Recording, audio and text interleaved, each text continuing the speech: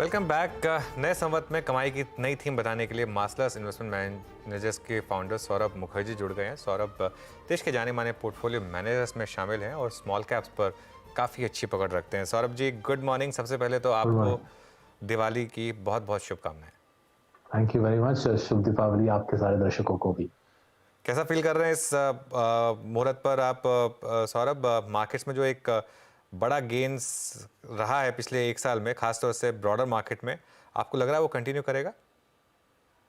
देखिए, मेरे ख्याल से ऐसा मैक्रो का माहौल, ऐसा GDP growth, tax collections, export diagram में जो नई नई उछाल जो दिख रही है, ये मेरे को लास्ट 15-20 साल में इंडिया में दिखा नहीं है।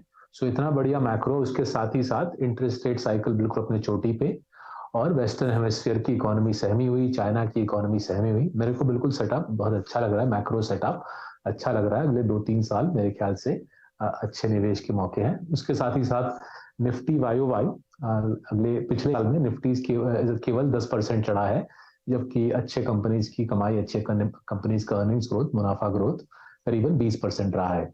तो चारों तरीके से देखें, फंडामेंटल्स के जरिए से देखें, मैक्रो सेटअप के जरिए से देखें, अगले अगले 2-3 साल में अच्छे कमाई के मौके दिख रहे हैं इंडिया में।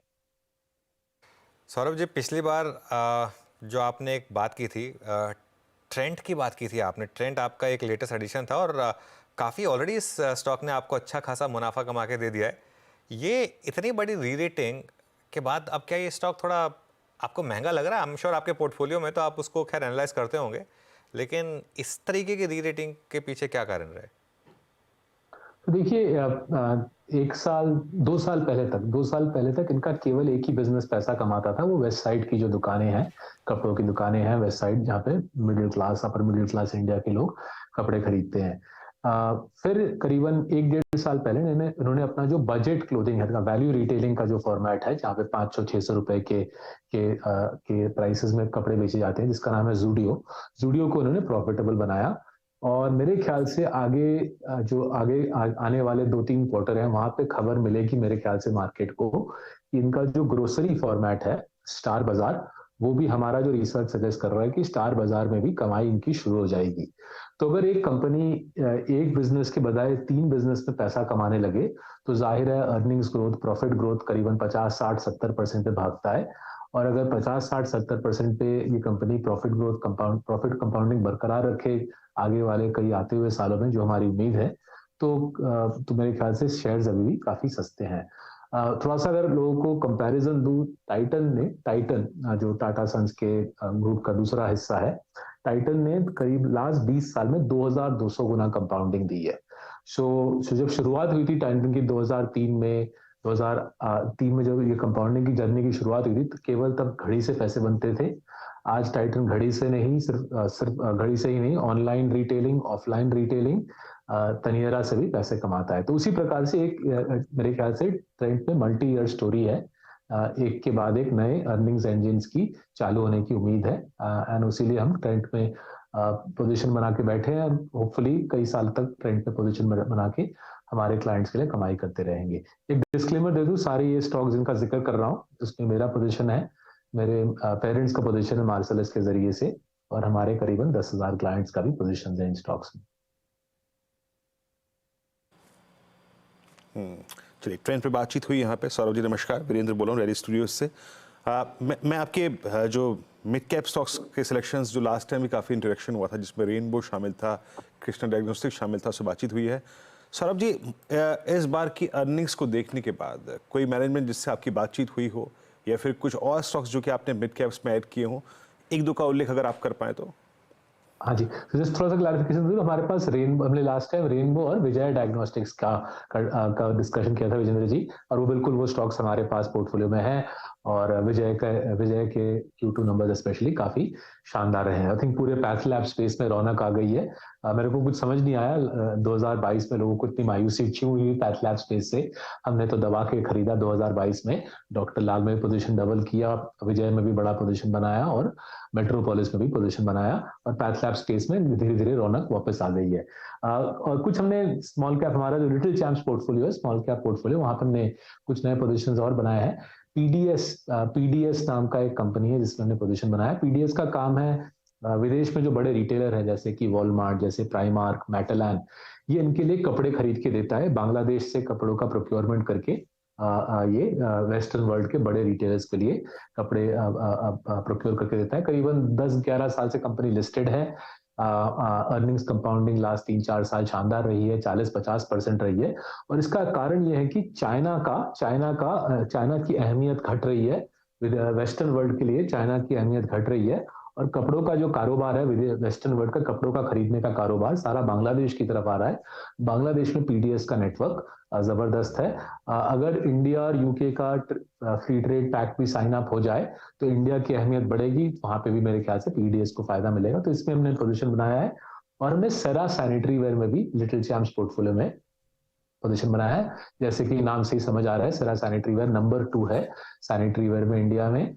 5 साल पहले हमारे पोर्टफोलियो का हिस्सा होता था, फिर हमने बेच दिया था। लास्ट 2 साल से इनको स्टडी कर रहे थे। हमारे ख्याल से Cera sanitary ware real estate cycle का जो हमें उछाल दिख रहा है, इसका जो होम बिल्डिंग का जो रियल एस्टेट बिल्डिंग का जो कारोबार में जो तेजी दिख रही है, इससे सेरा को फायदा रहेगा। जैसे जैसे इंटरेस्ट रेट घटेंगे अगले 2-3 साल में रियल एस्टेट में पिकअप और आएगी। रियल एस्टेट डेवलपर खरीदने के बजाय हमारे ख्याल से सेरा खरीदना बेहतर है। सेरा का जो सबसे मेरे को कमाल का इंप्रूवमेंट लगा है लास्ट 4-5 साल में, इनका वर्किंग कैपिटल साइकिल जो करीबन 111 दिन होता था 4 साल पहले, आज वही वर्किंग कैपिटल साइकिल 70 दिन बन गया है।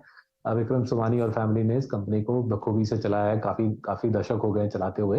बट लास्ट 4-5 साल में इनकी जो वर्किंग कैपिटल साइकिल में इंप्रूवमेंट आई है वो बहुत ही सराहनीय है। और हमारी उम्मीद है कि रियल एस्टेट साइकिल का जो अब साइकिल चल रहा है 2-3 साल चलेगा, मेरे ख्याल से सेरा हमको पैसा कमा के देगा। Okay Saurabh ji, interesting. I mean Cera को तो मैं भली भांति समझता हूँ, जानता हूँ, देखता हूँ, लेकिन जो आपने पीडीएस का उल्लेख किया बड़ा इंटरेस्टिंग था। अब बांग्लादेश हम सब जानते हैं कि कपड़ों के मामले में मतलब कहते ही हैं कि अगर हम में से कोई जाके वहाँ घूम आए एक बार तो वहाँ पे मिलती हुई कमीज़ों और कपड़ों के दाम सुन के चौंक जाएगा। एक ऐसे मार्केट से प्रोक्योर करके यूएस में या फिर यूरोप में बेचना जो सबसे महंगे मार्केट्स हैं, ये क्या मार्जिन पे काम करते हैं, कुछ बताएंगे? थोड़ा बताएंगे, उल्लेख करेंगे इस कंपनी के बारे में?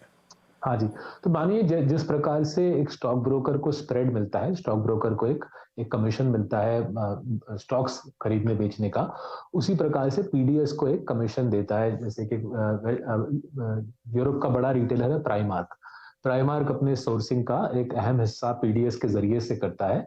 पीडीएस की रेवेन्यू पीडीएस का को 2% का स्प्रेड मिलता है, करीबन 2% का स्प्रेड मिलता है। मानिए प्राइमार्क के लिए अगर $100 के कपड़े खरीदे हैं तो $2 पीडीएस के खाते में जाता है।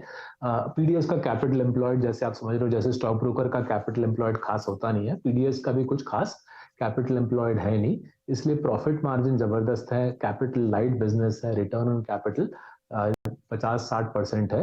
बट जिस कारण से हमने खरीदा, जैसे जैसे चाइना की इकोनॉमी दबी, जैसे जैसे चाइना का वेस्टर्न वर्ल्ड के साथ कश्मकश शुरू हुआ, हमको दिखा कि सोर्सिंग का जो बिजनेस है वो चेंज हो रहा है, वो चाइना से शिफ्ट होकर बांग्लादेश की तरफ ज्यादा बढ़ रहा है। पीडीएस का इसलिए बिजनेस में फायदा हुआ। कोविड के बाद अगर आप देखें लास्ट 4 साल में इनका प्रॉफिट कंपाउंडिंग 50-60% रहा है। इनका बिजनेस मॉडल बिल्कुल ऐसा ही रहा है करीबन 10 साल से, बट चाइना से जो स्विच हुआ है, जिसको चाइना +1 कहते हैं, उसका इनको फायदा रहा है। नाउ जैसे जैसे वेस्टर्न रिटेलर्स के साथ पीडीएस की अहमियत बढ़ रही है, पीडीएस अपना कारोबार उनसे बढ़ा रहा है।